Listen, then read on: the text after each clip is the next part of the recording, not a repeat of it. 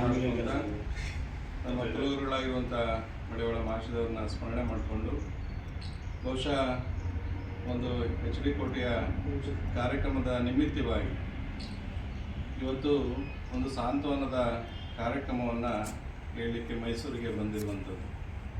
ಮೈಸೂರು ನಗರದಲ್ಲಿ ಪಕ್ಕದ ಹಳ್ಳಿಯಲ್ಲಿರುವಂಥ ಒಂದು ಹುಣಸೂರು ತಾಲೂಕಿನ ಕಲ್ಕುಣಿಕೆ ಗ್ರಾಮದಲ್ಲಿ ಏನು ಒಂದು ಅವಘಡ ನಡೆದಿರುವಂಥದ್ದು.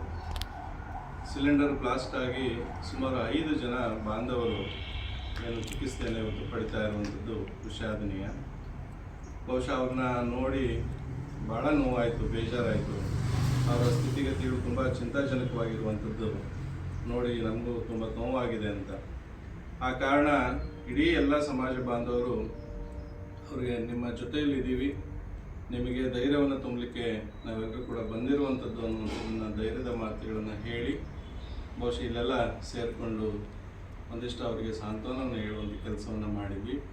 ಹಾಗೆ ಒಂದು ನೂತನವಾಗಿರುವಂಥ ಸಮಿತಿಯನ್ನು ಮಾಡಿಕೊಂಡು ಬಹುಶಃ ನಾವು ಕೂಡ ಸಮುದಾಯದಲ್ಲಿ ಈ ರೀತಿಯಾಗಿರುವಂಥ ಶೋಷಿತ ಏನು ಸಮುದಾಯಗಳನ್ನು ಅಥವಾ ಏನು ಅತ್ಯಂತ ಕಟ್ಟಕಡೆಯ ಮಡಿವಾಳನ ಸೇವೆಯನ್ನು ಮಾಡಬೇಕು ಅಂತ ಹೇಳಿ ಒಂದು ಸಮಿತಿಯವರು ನೀವೆಲ್ಲರೂ ಕೂಡ ರೆಡಿಯಾಗಿರುವಂಥದ್ದು ಭಾಳ ತುಂಬ ಸಂತೋಷದ ವಿಷಯ.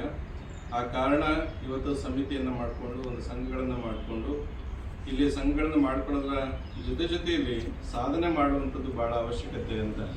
ಅದರಲ್ಲೂ ನಮ್ಮ ಸಣ್ಣ ಸಮುದಾಯಗಳು, ಕೆಳ ಸಮುದಾಯಗಳು, ಶೋಷಿತ ಸಮುದಾಯಗಳ ಸಂಘಟನೆ ಅಂತೂ ಒಂದು ರೀತಿಯ ಗಗನ ಕುಸುಮಗಳಾಗಿದ್ದಾವೆ ಅಂತ. ಎಲ್ಲ ಸಾಮಾಜಿಕ ಎಲ್ಲ ವರ್ಗಗಳಲ್ಲೂ ಕೂಡ ಹಿನ್ನಡೆಯನ್ನು ನಾವೆಲ್ಲ ಕೂಡ ಇವತ್ತು ಸಾಧಿಸಿದ್ದೀವಿ ಅಂತ.